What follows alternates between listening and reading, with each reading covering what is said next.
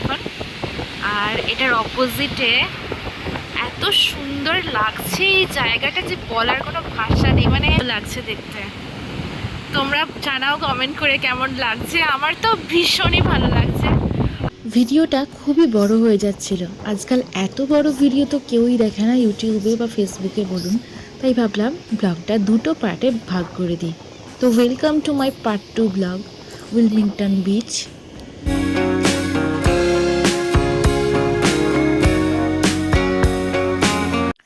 সমুদ্রের আশেপাশে এরকম ছোট্ট ছোট্ট পাতা দেওয়া কী সব গাছ ছিল, দেখতে বেশ কিউট লাগছিল, তাই ভাবলাম ভিডিও করে তোমাদেরও দেখাই। এছাড়াও এখানে পিঙ্ক কালারের মটরশুঁটির মতন গাছ ছিল, সেই ফুলগুলোর ভিডিও আমার নেওয়া হয়নি।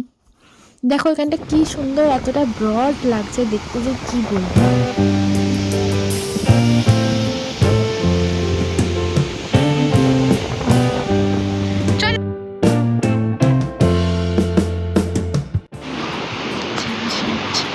আমরা যাচ্ছি দূরে, ওই যে দেখা যাচ্ছে ব্রিজটা, সেখানে যাওয়ার চেষ্টা করছি।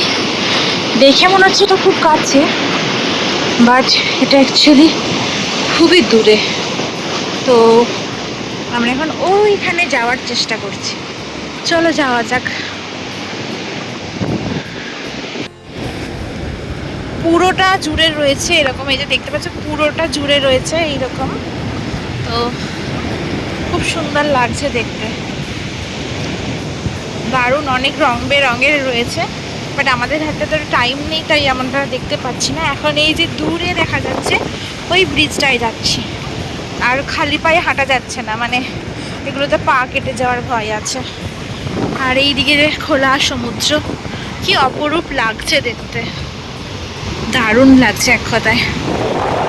একদিকে সমুদ্র এভাবে গর্জন করে চলেছে, তার মাঝ দিয়ে আমরা এইভাবে হেঁটে যাচ্ছি, তো খুব ভালো লাগছে।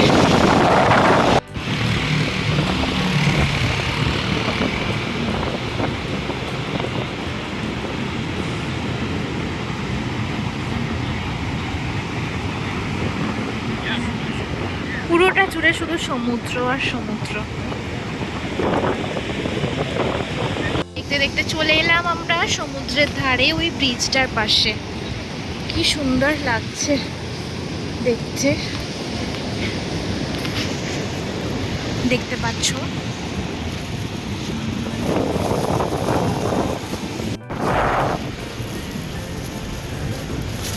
দেখতে দেখতে আমি এখন চলে এসেছি ওই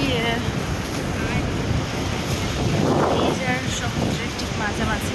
ব্রিজটার ওপরে ওঠার জন্য আমি এখন রাস্তা খুঁজছিলাম, আমরা সবাই মিলে। দাদারা অলরেডি এগিয়ে গেছিলো, আমি ভিডিও করার চক্করে এখানে এখনও রয়ে গেছিলাম। তো এইরকম আমি ব্রিজের তলায় সমুদ্র দেখার আমার খুব ইচ্ছা ছিল ছোটো থেকেই। আমি এরকম একটা রিলস ভিডিও অনেক আগে দেখেছিলাম। তো যাই হোক, এখানে এই যে স্ট্যাম্পটা দিচ্ছে, এই ব্রিজে প্রবেশ করার জন্য $2 পার পারসন লাগছিল। এখন আমি ব্রিজে প্রবেশ করছি। দেখো তোমরা, চারিদিকটা এত সুন্দর লাগছে, মানে আমি হয়তো কখনোই এই সমুদ্রের এত গভীরে আসিনি। হ্যাঁ, মনে হয় একবার বোটে চেপে কিছু দূর গেছিলাম, কিন্তু এতটা দূরে, মানে ব্রিজটা অনেক দূরে অবধিই ছিল, প্রায় একদম সমুদ্রের অনেকটা গভীর অবধিই ছিল। এখানে সবাই ফিশিং করছিল দেখছিলাম। এখান থেকে তো আমাদের সাইডগুলো দেখাই। এই যে দেখো, নিচে দিয়ে জলটা যাচ্ছে, দেখে সত্যিই ভয় লাগছে।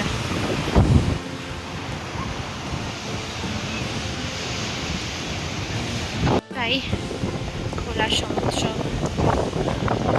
অপূর্ব লাগছে দেখতে, জাস্ট অপূর্ব, এক কথায় বলার কোনো ভাষা নেই। দূর দীপবাসিনী এখন, আর এটার অপোজিটে এত সুন্দর লাগছে এই জায়গাটা যে বলার কোনো ভাষা নেই, মানে জীবন সত্যিই সার্থক, এত ভালো লাগছে দেখতে। তোমরা জানাও কমেন্ট করে কেমন লাগছে। আমার তো ভীষণই ভালো লাগছে, আর কিছু চাই না। খুব সুন্দর লাগছে, খুব। এখান থেকে মানে ঢেউটা আসছে দেখতে, জাস্ট কি বলবো। আর তার সাথে সাথে এই পাখিগুলো উড়ে যাচ্ছে মাথার উপর দিয়ে, এই দেখো কত গাছ দিয়ে এসছে।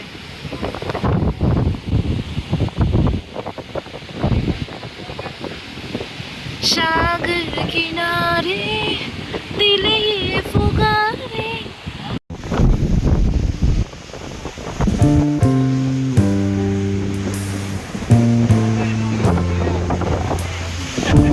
এটা দেখো সূর্যটা সুন্দর লাগছে, জাস্ট ওয়াও। এখানে সবাই মাছ ধরছে, ফিশিং।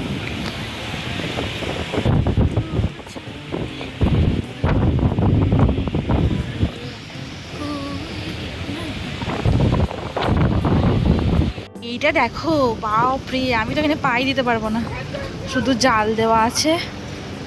আর ব্রিজের মাঝে কিসে জায়গা, আমরা এতটা দূরে এসেছি এখন, এই যে এতটা দূরে এসেছি, আছি এখানে।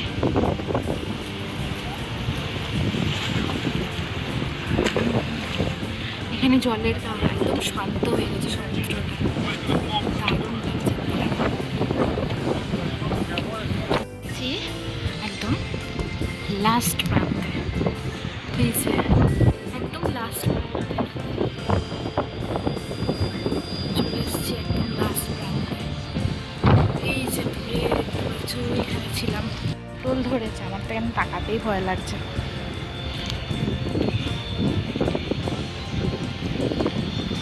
এই যে একদম লাস্ট প্রান্তে আমরা এসেছি, দেখাই আমার পা কাঁপছে এখানে হাঁটতে গিয়ে।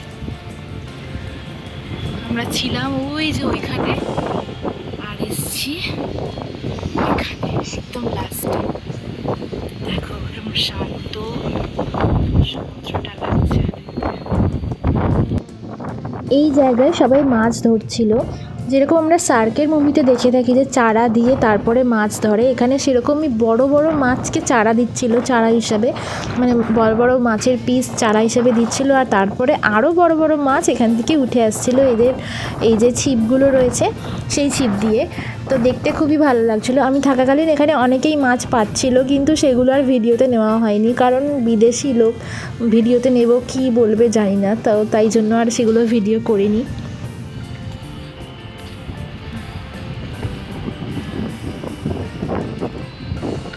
এত অপূর্ব লাগছে এই জায়গাটা যে কি বলবো, বলার কোনো ভাষা নেই, সত্যি দারুণ লাগছে। এই ব্রিজটাতে আসতে আমাদের পার পার্সন টিকিট লেগেছিল $2, মানে ইন্ডিয়ান মানিতে ধরুন ওই 180 টাকা মতন, তার থেকে একটু কম হবে, 170 এরকম হবে। কিন্তু আপনি এখানে আসার পর পুরো সার্থক, মানে ওই টাকাটা লেগেছে তো পুরো এত সুন্দর ভিউ যে মনটা পুরো শান্ত, পুরো ফ্রেশ হয়ে যাবে। মানে আমি ভাবছিলাম আমার যদি এখানে কাছে বাড়ি হতো, এখানে যদি আমরা আশেপাশে থাকতাম, তাহলে আমি প্রায় সারাদিনের অর্ধেকটা সময় এখানে এসেই চুপচাপ বসে থাকতাম আর সমুদ্রটা দেখতাম। মানে বলতে গেলে যেখান থেকে ঢেউটা শুরু হচ্ছে, উৎপত্তি হচ্ছে, সেই পিছন দিকটা আমরা দেখতে পাচ্ছি। এটা দেখতে তো আমার ভীষণই ভালো লাগছিলো। এরকম মনে হয় আমি জীবনে কোনো দিন দেখিনি যে ঢেউটা যাচ্ছে আমি সেটা উপর থেকে দেখতে পাচ্ছি। আর মানে আগে কী হয়েছে যে আমরা সমুদ্রে নেমেছি, ঢেউটা আসছে, আমরা লাফাচ্ছি, সেটা হয়েছে, কিন্তু এই যে দূর থেকে দেখতে পাচ্ছি যে ঢেউটা গিয়ে পাড়েতে গিয়ে কেমনভাবে ভাঙছে, এই অপরূপ সৌন্দর্যটা মনে হয় আমি প্রথম দেখলাম এখানে। সত্যি এত অপূর্ব লাগছিলো, তার সাথে সূর্যের অস্ত যাচ্ছে সেই সময়, তো সূর্যের রশ্মিটাও সেখানে পড়েছে, যার জন্য ভিউটাই পুরো বদলে গেছে, মানে এত অপূর্ব লাগছিল। এই জায়গাগুলোতে না খুব বেশি কিছু হবে না।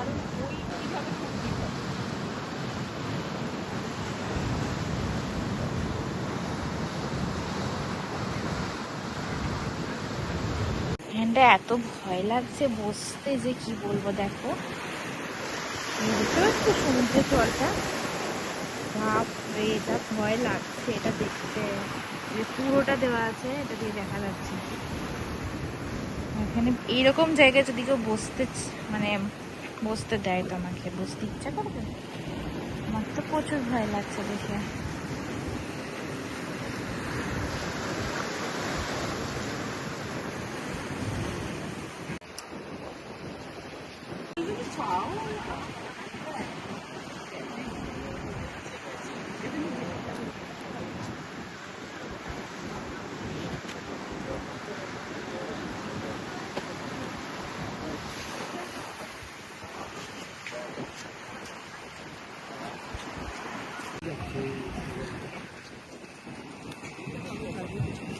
অনেক ঘোরাঘুরি হলো সারাদিন ধরে।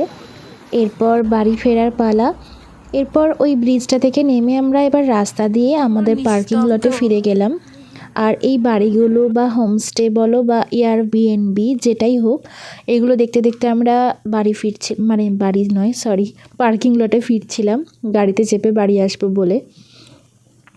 তো যাই হোক, সব মিলিয়ে আজকে আমাদের এই উইলমিংটন ট্রিপটা দারুণ হয়েছিল, দারুণই সাকসেসফুল হয়েছিল। এত সুন্দর হবে আমি সত্যিই ভাবিনি। আমার খুব ভালো লেগেছিল, খুব মজা করেছিলাম আমরা সারাদিন। এরপর বাড়ি ফেরার পথে আমরা পান্ডা এক্সপ্রেসের সামনে দাঁড়ালাম। এদিকটা অরেঞ্জ আর এদিকটা এরকম কালার, কি ফাইন লাগছে। আমরা এখন এসেছি পান্ডা যেহেতু সবারই খুব খিদে পেয়ে গিয়েছিল, সারাদিন তেমন আমরা টুকটাক খাবার মানে ফ্রুটস, কেক এগুলো ছাড়া তেমন কিছু খাইনি, তাই এখানে আমরা একটু সবাই মিলে খেতে গেছিলাম। এখানে অনেক রকমের চিকেন ছিল, রাইস ছিল, নুডলস ছিল, যার যেটা খুশি নিতে পারে। তাই সবাই মিলে আমরা এখানে খেতে বসে পড়লাম। খাওয়ার পর আমি একটা পেলাম কুকিজ, সেটা সম্বন্ধে দেখাচ্ছি। কি লেখা থাকে? লেখা থাকবে তোমার bright day, have a good day বা আর এটা দেখাও। তারপরে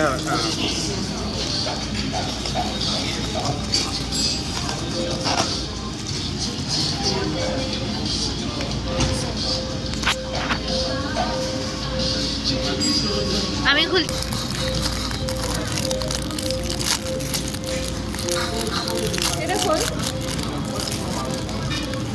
কি লেখা থাকবে গো?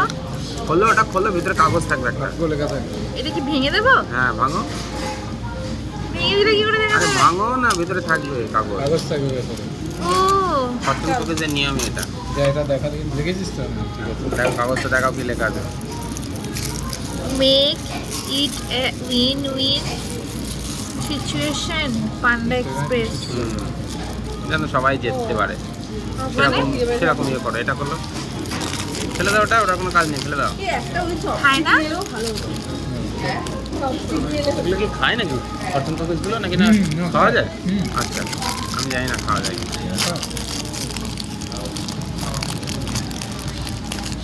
ম্যাগিটা উইন উইন সিচুয়েশন, মানে যাতে সবাই ভালো থাকে এরকম একটা।